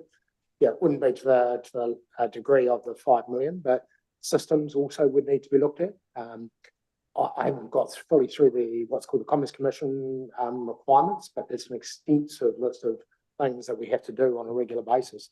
These are the type of things that do add cost, whether you're in a multi-CCO or whether you're in a standalone unit. So, there would have been costs in the setup, sure, not to the tune of the 5 million that we've had to put into our budget here, but they would need to be allowed for, and we would be incurring those as we get you set up for success, if you were going down that standalone arrangement. Thanks, Douglas. Yes. Right. Oh, sorry, Sorry. Teresa. I just wanted to add a little bit more to the Buller being the admin council. And yeah, reiterate the really a thanks to staff from Buller District Council. So yes, it's the 5 million, and yes, it just came off the back of you being the people that started this off. You had the 250,000. We have since, as John mentioned, set up SharePoint, but also all of our procurement is done through you. And so we have a process in place, we have contracts in place. And so if we were to move to another council now, there would be like, there is another burden to it, but there's a burden to something that currently isn't broken. Your procurement setup is working really effectively for us. We're really comfortable that, you know, we could be audited on it. We're comfortable with the way we're working. If we were to change that now, we have to kind of restart a number of things. They in turn would have, you know, like we haven't spoken to the programme today. There are already some potential delays, and to restart some of the, like at the moment, we're not making a few decisions because we're waiting on this. And we are about to do reporting with the DIA, and we are getting closer to being on our critical path. So unless this really had to be changed, we're really, really happy with Buller doing it. So thank you. Thanks, Teresa. Collins, do you have a question? Thank you, Mr. Mayor. There were two questions up there that don't appear to have been answered unless I've gone across my head. One of them was why have smaller councils been allowed to go IBU? Was up there before. Another question was what will happen if BDC pull the plug? That question, I believe, hasn't been answered yet. So can I, and then the other one, which is probably something that I had forgotten about, which wasn't up there, why have we been committed as a CCO or as an IBU, if necessary, to a 10-year period? What is the why is there a mandate for 10-year period? So can I just ask you, please, why have smaller councils been allowed to go IBU? Now, the reason why I asked this question, and it's up there, is because when this was under discussion at the start, we were told unequivocally that DIA will not accept smaller councils going alone. We need to have a CCO. And so that got brought into the argument. Now I see, I've been through your website. If we could just come back to three questions. Okay, so, okay, then, point taken. Thank you. And then, so if we can answer that one, and then maybe the other two after that, please. I can read the other two out now. Or the first one, small council. Small council. I think the small council I've heard quoted is Stratford. Stratford's in quite a different situation here. One is they don't have the big uplift in capital work that needs to be done. And likewise, their 10-year price per consumer is 2,400. Yours was 4,600. Quite a significant difference in terms of what's happening in the overall scheme of things. They're a council which has got a lot more debt capacity, but as I say, they're in far more of a steady state in regards to capital. Can I, sorry, just to add to that, so each of the water services plans is assessed on its own merits. The actual decisions rights under the legislation with the Secretary of Internal Affairs. So everything's judged against the criteria. I mentioned the water services plan assessment for the coast. It's 42 pages. It gives you an idea of what each grouping or council has gone through. If you haven't seen it, it's probably well worth a look. Page 34, for instance, deals with affordability metrics in there. And the other one, which is down here, is Mackenzie. Mackenzie's plan was not accepted and has actually recently resolved to go with Timaru.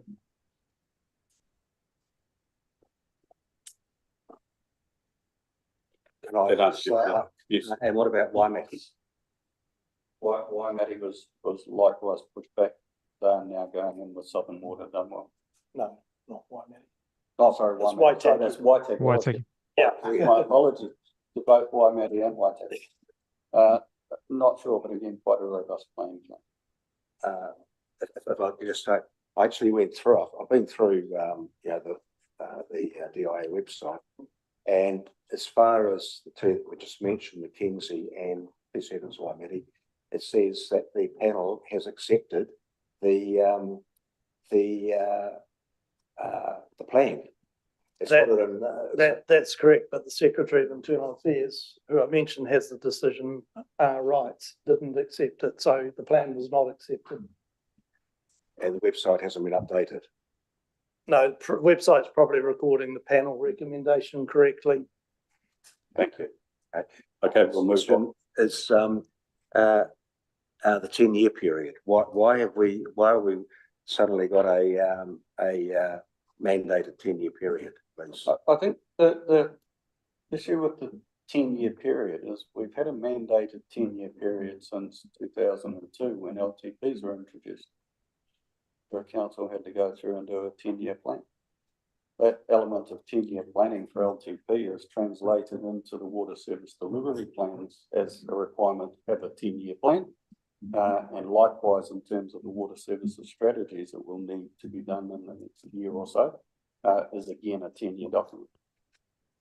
Thank you. So it's not a new thing. It's been about since 2003, and actually even prior to 2003, back to the 1996 legislation, councils had a requirement to do a long-term financial strategy, which was also required to do a 10-year document. The only difference between that and the LTP was that the LTFS could be done on an annual basis if the council chose to. The LTP has to be done on a 3-year cycle. Yeah, if I can just respond to that, please, Mr. Mayor. Yeah, we're fully aware of your long-term plan, 10 years and what have you. But there seems to be, because of that, we're saying BDC have $100 million of work that's required, and that $100 million has to be completed in 10 years. Now, with the long-term plan, of course, we've got associated with that an infrastructure strategy. And I would have thought that there would be a requirement, not so much for 10 years, but we could be looking out further because we just do not have the capacity to be able to wear $100 million.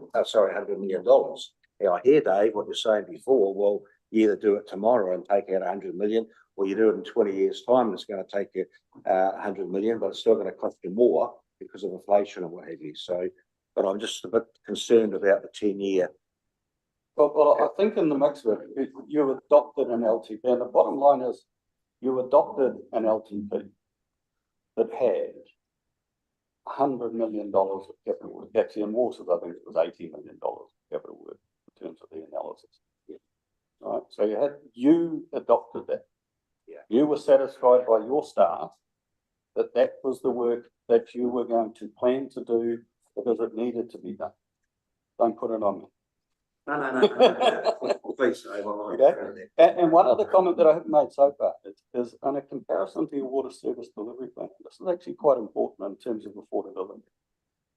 Your water charges rise in your LTP was 198%. Your water services rise based on doing another $50 million of capital work, and the water service delivery plan is 180. Okay, with that, and one last one if I can, and that is, it was up there as a question. If BDC say, that's it, we're not doing the CCO, what is the comeback on BDC from DIA, please? Yeah, I think I did. But look, there would be a concern. Ultimately, the minister would be the one who would decide if an intervention was necessary. But before there, we would be talking to you, offering any other assistance, points of clarification needed, because, you know, as I keep reiterating, it's quite a high threshold. Ministers don't pull that option out every day.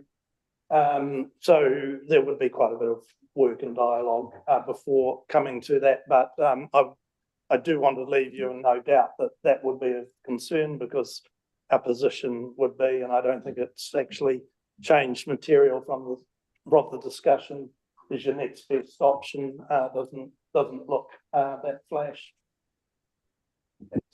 Yes, Colin. Mr. Mayor, and I'm aware of for Mike, I'm aware of the legal implications, so which were previously discussed, so happy about that. No, thank you. Okay, thanks, Colin. Okay, Shane, you had a question about when is the review period? We covered that. Yeah, I'm just thinking about what that question was about. I think it was, when, how often, or when is these programs reviewed as to their successfulness, and also what, the amount of work they are getting through. Who reviews it? Is it just reviewed by the water services, Te Mata Atawhai, or who reviews it? What's been done in each area and how successful it is? Well, I think a critical thing with the CCO is you'll review it.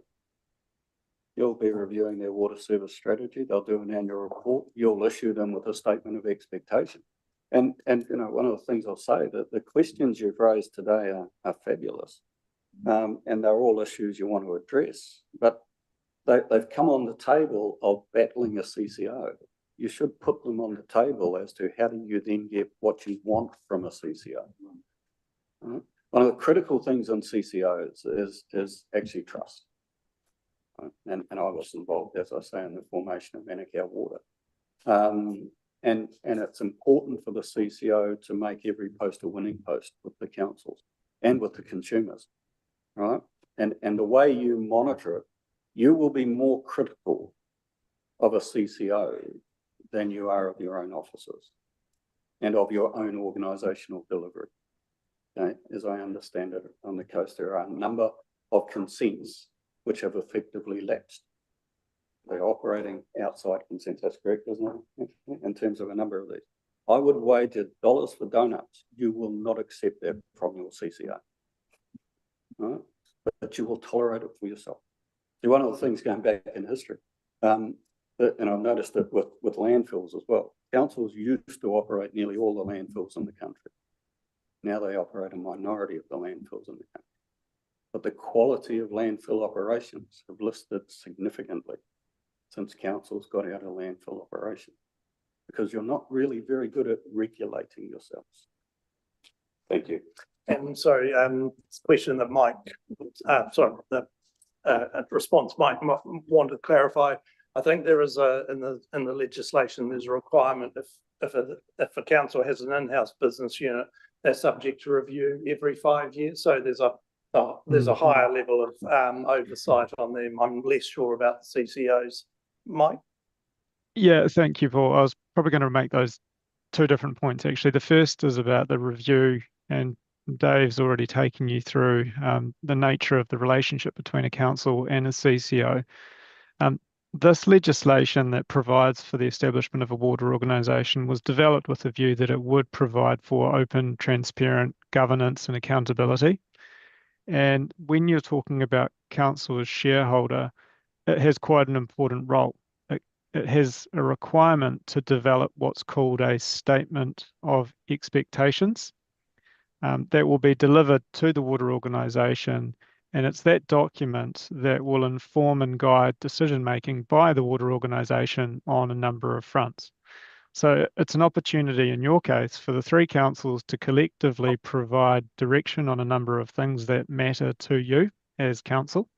And it's for the water organisation to then develop a plan and a program to deliver on those expectations. In terms of the oversight and review, that SOE also needs to include the content. It needs to specifically state the content that needs to be reported on a half-yearly basis by the water organisation back to the councils as shareholders. And so in terms of your own ability to have oversight, you can write the list, so to speak, of what it is that you want the water organisation to be focused on, and also what it is that you want them to tell you about on a half-yearly basis.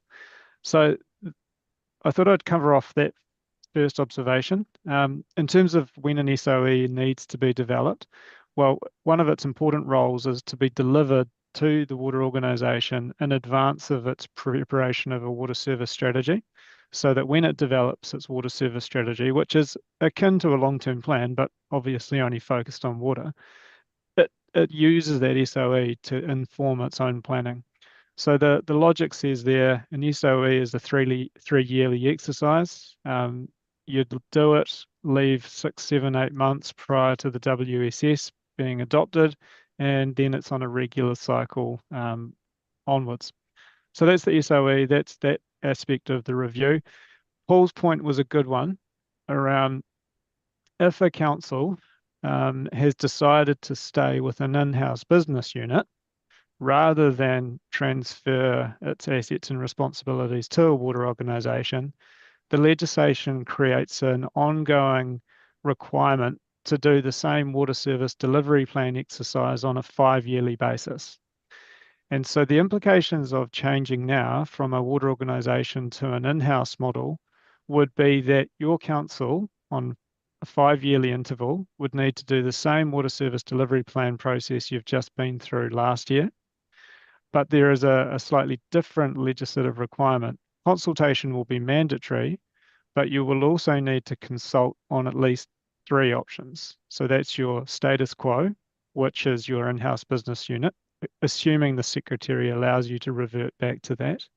You would then have a single council CCO as an option, but you would also need to look at a joint model, which would, assuming Grey and Westland create a 2 council-owned CCO, probably involve you either joining with them or joining with somebody else.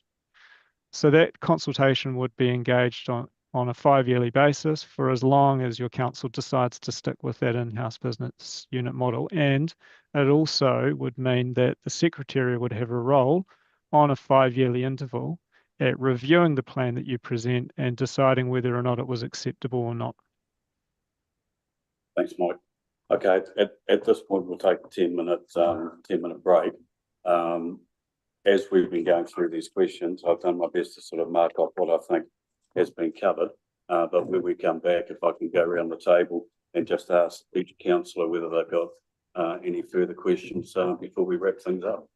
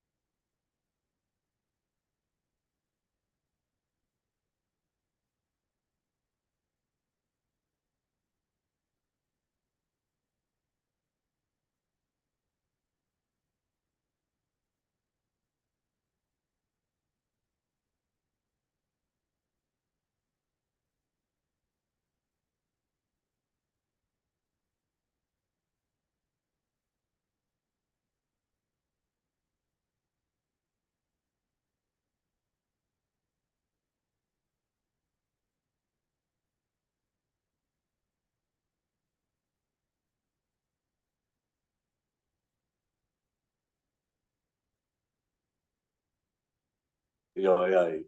Phil?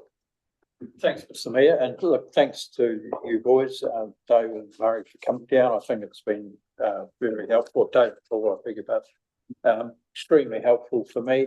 I do have one outstanding question, and it's sort of, I'm a bit uncomfortable asking it because it sort of presupposes that everything's going to proceed as per the current plan. But I'm still going to ask the question. The setup cost of $5 million seems an awful huge amount for such a small number of people who are benefiting from this CCO compared to many of the larger ones whose setup costs probably are exponentially not that much different from our $5 million. Is there any possible way that if it goes ahead and the $5 million is a loan taken out, that there's any assistance given to small CCOs like ours to cover that setup cost, because it is very significant for the number of people who benefit from CCO being established. Thanks, Phil. I would say, and you're probably already aware, that the DIA has already made a contribution of 250,000 to all the multi-council CCOs, just in terms of that.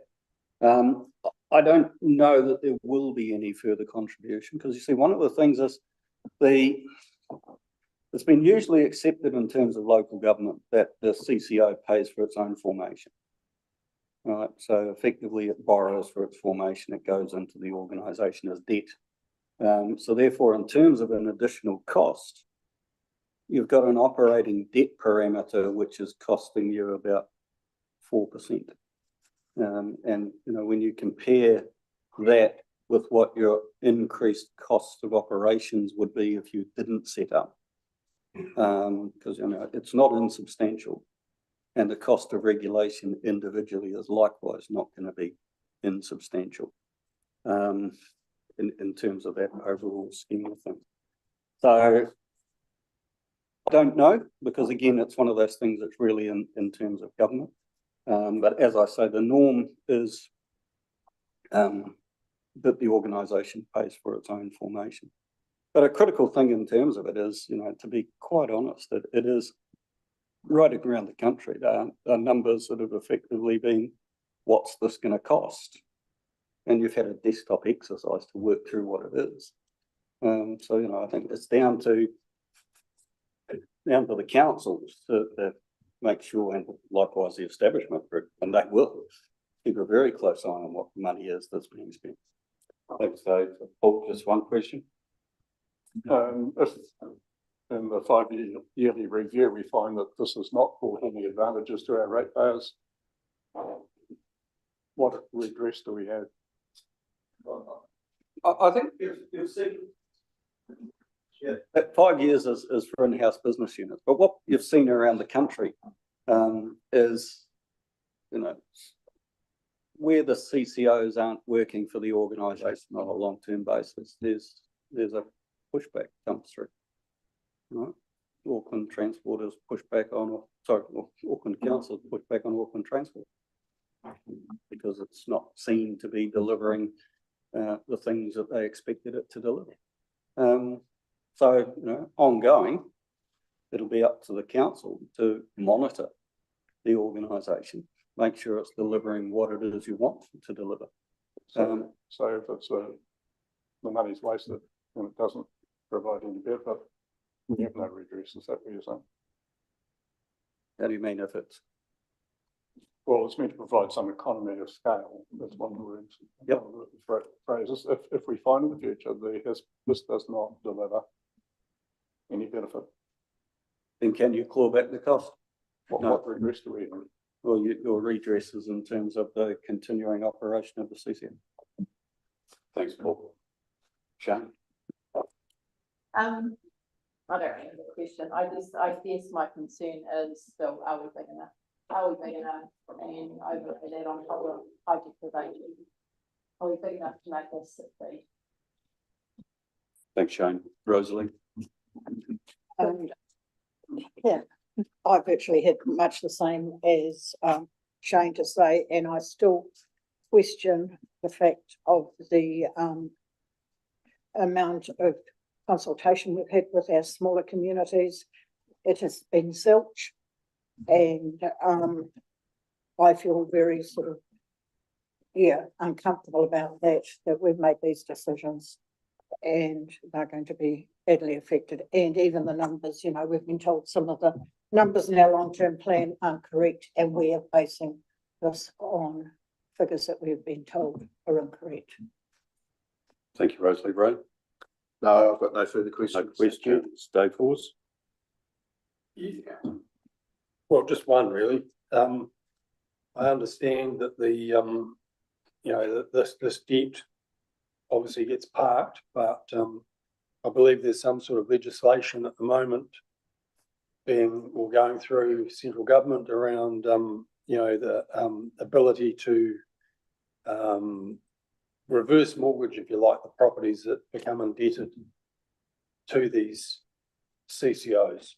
So I believe that if there is an inability to pay the water services charges, those charges then will be accumulated. And at the moment, the government's looking at legislation that allows that to be a first call on properties when they're sold. Is that correct? My understanding of it is that actually it's a voluntary scheme being floated, and effectively the councils can set it up and LTFA will effectively be the funder. It was an initiative that was actually also floated around about 2005, right? And councils were and have been doing it under their remissions policies since then. It didn't get a lot of uptake, but yeah, there is an element, but the ratepayer elects to do that if they choose. Thank you, Dave. Thanks.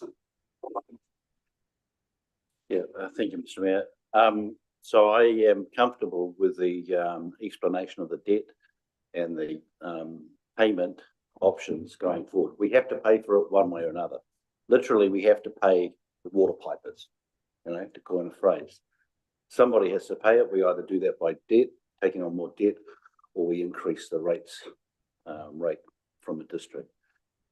But my question revolves around how, and it's really seeking advice from a panel of subject matter experts, is how can we best balance the district responsibilities for affordable water now and in the future with having a coast water CCO based upon trust and confidence with our other partners, Grey and Westland. I mean, I believe we're stronger together. Is that a fair assumption? And how can we continue to go on and build that trust and confidence to ensure that we get the benefits of a bigger, a regional approach? Because at the moment,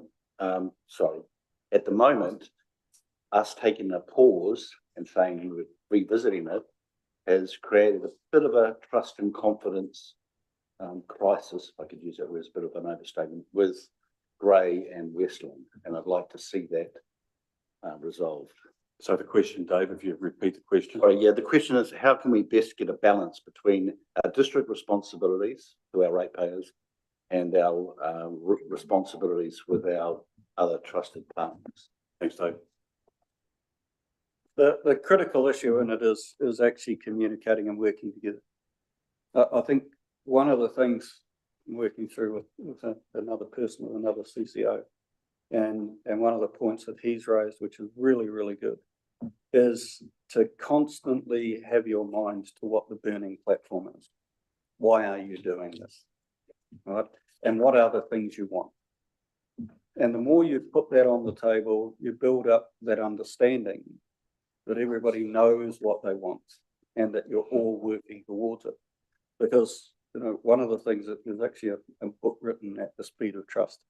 And one of the things I've found with CCOs is the success of the CCO is entirely dependent on the trust that the councils have in the CCO. All right, so that communication back to your executive team, to the council, for the council to understand what you're doing and why, because you're quite right. All of a sudden, something like this comes in and the wheel stops turning. And everybody wondered, why has the wheel stopped turning? Do we need to turn our attention to other alternatives? And so being all on the same page and knowing why and what it is, and also how will things change, right? So if you get to a stage where the capital work program needs to change for whatever reason, right? How are you going to be brought into that, to agree to it, to actually understand that Buller's not suffering because Bray needs to have some more stuff done, or Westport, or Westland needs to have some stuff done. Right, so actually just getting that into play. And that's not a small piece of work, right? In Auckland, Manukau City, we had a team of 3 people just working through the relationships with our CCOs.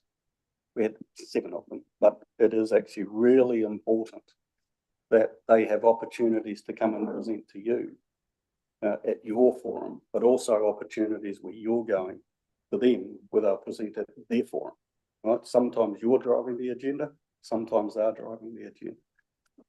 But communication is critical.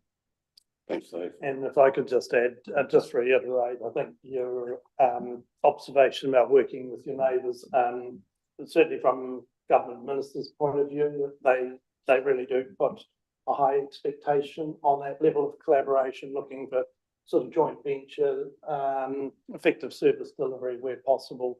And just to reiterate my earlier comments, I think that will certainly flow into the wider West Coast submissions on simplifying local government and also the city regional deal framework. So do be eyes wide open on this around the implications for how that plays out across those initiatives on the coast as well. Thanks. Yes, Paul. Colin. Thank you, Mr. Mayor. First up, I'd just like to say thanks very much, and Dave. You're both like, well, you've prepared a few things for me. So I really appreciate that time. Just one question, Paul, you mentioned about bulk buying and the like. Of course, as we know, there's all the government and the like, and there have been there is still the ability to be able to bulk buy. And what you mentioned before, it's something that's been looked into. But as I say, we've got all the government. So how can we have some confidence that we are in a position where we can bulk buy, say for the West Coast, and the implementation, of course, comes as and when we can get the labour, as an example. I mean, I'm very happy to pass on details, maybe through Simon and his team, in terms of that wastewater plants opportunity. There was a presentation for rural province at LGNZ a week or so ago, and sections on that's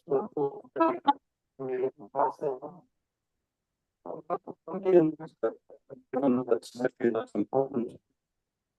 You can request that you can force it on a settlement basis as to what the processes and what the progress that we're being made in terms of. Okay. I'll start with it. Yeah, it's breaking up quite bad, but no, I don't have any other further questions, but thank you for you both attending. Appreciate it. Excellent. For GIA, be closing your mouth. And it's always good to have face-to-face discussions. And I definitely there's been appreciation of the sort of issues that that have come up with affordability. Some of the questions you're asking, we definitely sort of hear that, and it's been a good opportunity to discuss. So appreciate the opportunity. A couple of final things. I mean, where we can provide any further informational support, please get back to us. We're aware that you've got a meeting, was it later in March, and that will be quite a significant one. I do want you to be clear from where we sit that we would be concerned if there was a departure from the multi-council CCO. I mentioned earlier, I don't think we've heard anything really compelling that would sort of justify those exceptional circumstances, and we would be likely to advise accordingly. So I know it's an important decision, but please, if there's anything that we can do to provide further information, or you've got further questions, do let us know. We would far rather put in effort to support and help the coast get its water CCO up than the other potential routes, depending on where your decision goes. So that I'll leave you with that offer. Is there anything you want to add, Dave? Oh, I'd just like to say it's been a pleasure to be on the West Coast. Nice to meet coast people. And thank you very much for the tenor of the conversation. I know you've been a bit vexed by these issues, so thank you very much for the tenor of the questions and the manner of the discussion. Okay, thanks a lot, guys. And if I recommend you get a pie before you go out of town, you might enjoy that. Okay, well, I'll hand over to Simon just to talk through what next steps might be. Thank you, Mr. Mayor. I don't know if there's anything from Simpson Grierson before I say anything. Is there anything else, Mike, that you and the team want to talk about?